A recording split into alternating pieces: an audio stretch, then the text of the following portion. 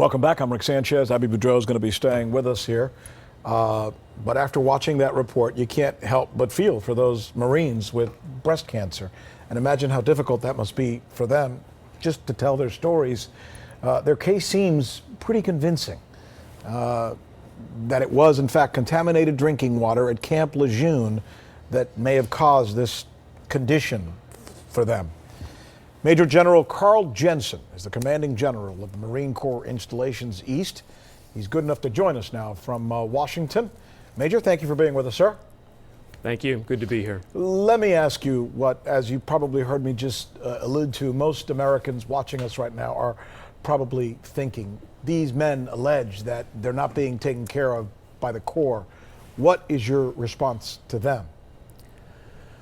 Well, first off, our hearts, our thoughts, our prayers are with all those who are suffering, both those who you've highlighted in your show the past 2 days and those you haven't. The Marine Corps has invested approximately $15 million to study this issue. We have funded studies, most recently with the National Research Council from the Academy of Sciences, to try and determine a causal relationship. I know you're intimate with this story, so you know how important that is to establish a service-related disability for these men and women who are suffering. But what about, and I don't, sir, I certainly don't mean to interrupt, but cutting to the chase here, I heard those men say to you, and I think that's what I heard, right, Abby, that you, the Marine Corps, knew at least 5 years into that water having a problem there at the base, and nothing was done about it. Nothing was said. Do you not agree that that in and of itself makes you liable? Here's what happened.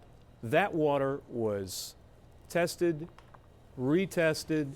We were in full compliance with the Environmental Protection Agency regulations. There were 3 studies that were done examining all of the actions associated over that 5-year period from 80 to 85. One was conducted by the EPA, another one by GAO, and a third was a Commandant of the Marine Corps directed fact-finding session that involved outside independent agencies. All 3 of those determined that the Marine Corps acted appropriately. Is that right, Abby? Is that, let me bring Abby into here, just to counter you, sir, respectfully, of course. So, General, are you saying that the Marine Corps does not have any responsibility here? The Marine Corps, I believe, fulfilled its requirements under the EPA, using EPA guidelines. You know, frankly, here, and I don't mean to sound like an apologist, and I don't want to come across like one, but we're looking at events through a 21st century prism. This whole notion of environmental sensitivities and water sampling, this is very new at the time.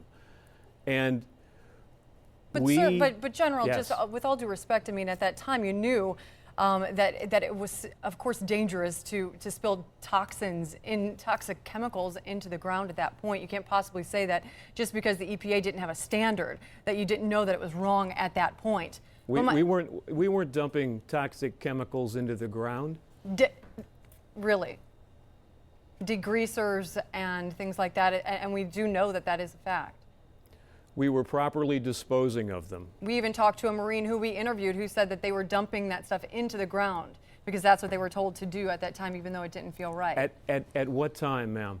In the 70s, 80s.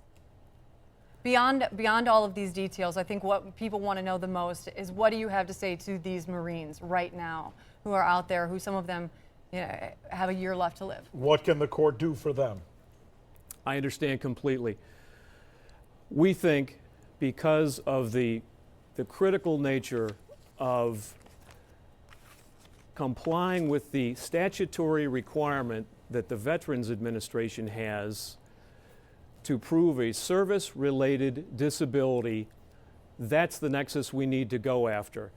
That's why in the most recently completed study, we were trying to determine whether or not these illnesses could be attributed to drinking the water at Camp Lejeune.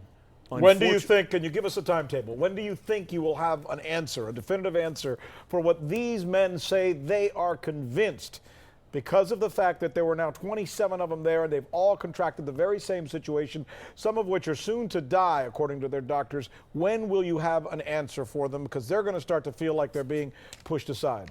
I understand completely, and I wish I had a great answer for you. I don't.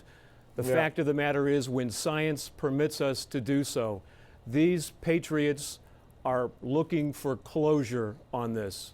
Yeah. Yes, And they are. the Marine Corps is looking for the same thing. Yes, they are. Sir, you're courageous to come here and take the heat. I know it's a difficult situation for the Corps, but it's obviously a very difficult situation for those men on whose behalf we have told this story. My thanks to you, sir. Absolutely heart-rending. I appreciate it. And Abby, thanks so much. Good reporting. Let us know if anything changes on this, and we'll continue to stay on top of it. Absolutely.